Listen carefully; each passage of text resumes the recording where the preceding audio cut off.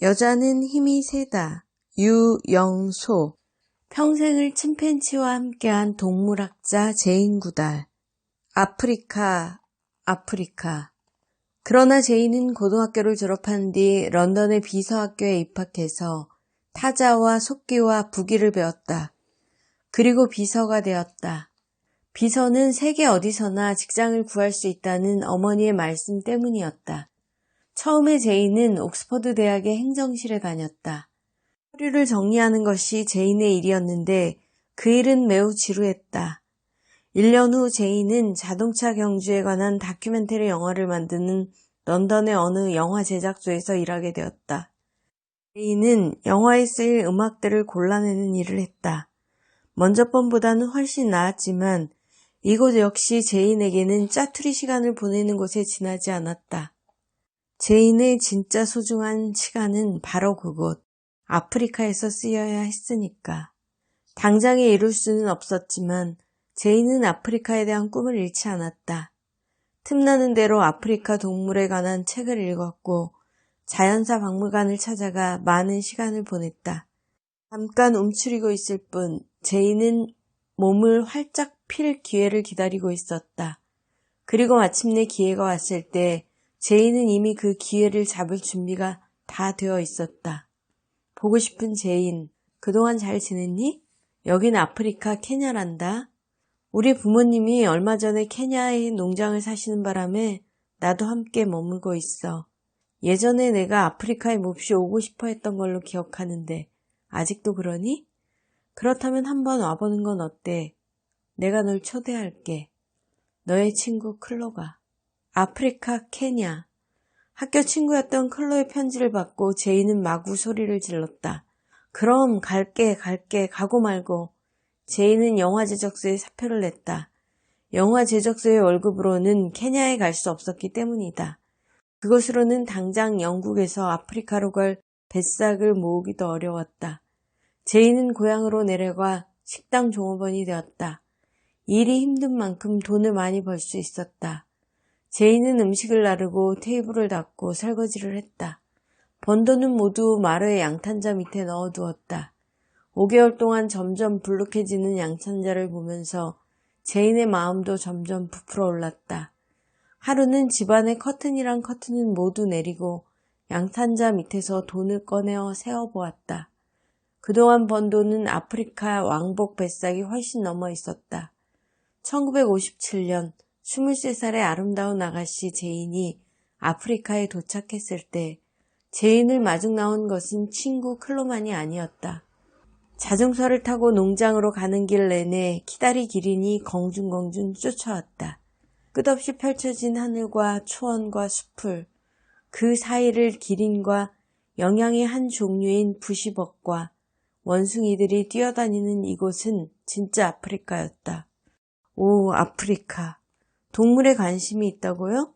그럼 루이스 리키 박사님을 만나보세요. 우연히 알게 된 사람이 제인에게 리키 박사를 소개했다. 클로 덕분에 아프리카에 오고 아프리카에 와서 리키 박사를 만나다니 제인에게 행운이 밀려오고 있었다. 루이스 리키 박사는 동물과 인류의 조상에 대한 연구를 하는 고생물학자였다. 케냐의 수도 나이로비에 있는 자연사 박물관의 관장이기도 한 리키 박사는 아프리카에서 탐사와 연구를 계속하면서 침팬지의 생활에 관한 연구를 시작하려는 중이었다. 물론 리키 박사가 처음부터 제인에게 모든 것을 털어놓은 것은 아니었다. 마침 사무실에서 자신을 도와줄 사람이 필요했던 리키 박사에게 제인은 살뜰한 비서 노릇을 해주었다. 제인은 누구보다 풍부한 아프리카 동물에 관한 지식으로 리키 박사를 도왔다. 위험한 탐사 여행도 마다하지 않고 따라가 화석과 유물들을 발굴했다. 박물관 일도 거들었다. 힘들었지만 그런 일들은 아주 즐거웠고 제인이 알고자 하는 많은 것들을 저절로 알게 해주었다. 제인, 정말로 아프리카에 눌러있을 생각인가? 그렇다면 화석에 대해 좀 더 공부해보겠나? 리키 박사가 물었다. 박사님, 저는 죽은 동물보다는 살아있는 동물을 연구하고 싶어요. 아무도 모르는 것들을 배우고 싶어요. 바로 그들에게서요. 제인의 말에 리키 박사의 얼굴이 환해졌다. 침팬지는 인간보다 훨씬 힘이 세지. 그들을 연구하는 일은 아주 위험한 일일 거야. 하지만 그들의 생활에 대해 좀 더 알아낸다면 석기 시대에 살았던 인간의 삶에 대해서도 훨씬 더 많이 알아낼 수 있을 거야. 침팬지는 동물 중에서 인간이랑 가장 많이 닮은 녀석이거든. 느닷없이 튀어나온 침팬지 이야기에 제인이 고개를 갸우뚱했다. 리키 박사는 미소를 지으며 말을 이었다. 사실은 곧 침팬지 연구에 들어갈 생각이야. 침팬지들 곁에서 그들을 살피고 연구할 연구원을 뽑을 참이라네. 그제야 제인이의 얼굴이 달빛을 받은 벚꽃처럼 환해졌다. 그러나 그 빛은 이내 흐려졌다. 박사님, 저는 대학도 나오지 않았고 그래서 그런 연구를 해본 경험도 없고 아무 훈련도 받은 적이 없어요. 하지만 저는 너무나 하고 싶습니다. 침팬지를 연구하는 일을요. 리키 박사는 눈을 반짝이며 제인에게 말했다. 허허허, 바로 그 말을 기다리고 있었네.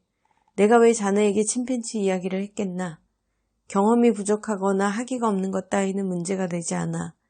오히려 나는 이론으로 머리가 가득 찬 사람은 보내고 싶지 않네. 진심으로 침팬지를 알고 싶어하는 사람, 참을성 있게 침팬지를 기다려줄 수 있는 사람을 보내고 싶어. 제인은 리키 박사의 말이 끝나기도 전에 소리를 질렀다. 저예요, 박사님. 바로 저예요. 그리고 그건 제가 그동안 늘 기다려온 일이에요. 제인은 서둘러 영국으로 돌아왔다. 리키 박사가 연구비를 마련하는 동안 제인은 침팬지에 대한 공부를 해둘 참이었다. 런던 동물원의 영상자료실에 일자리를 구한 제인은 우리 안에 갇힌 동물들을 살피는 일을 했다. 그리고 침팬지에 대한 글이라면 전부 구해서 읽었다. 그걸 하면 할수록 야생 침팬지를 관찰하는 일이 매우 위험하지만 꼭 필요한 연구라는 것을 알게 되었다. 그러나 제인이 실제로 아프리카 밀림에 살고 있는 침팬지들을 만나러 가기까지는 꽤 오랜 시간이 걸렸다. 연구 기금을 모으는 일도 더뎠지만 연구 지역으로 정해진 탄자니아 탕가니카 호수 근처에 있는 곰베 국립공원에서 크고 작은 싸움이 끊이질 않았기 때문이다.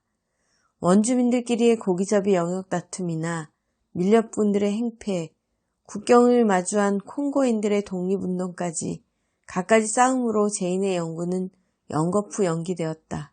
실망스럽고 안타깝고 때로는 화가 났지만 제인은 기다리고 또 기다렸다. 그리고 그 기다림은 마침내 제인을 침팬지들 속으로 데려다 놓았다. 1960년 7월 16일, 결코 잊을 수 없는 바로 그날, 제인의 침팬지 연구가 시작되었다.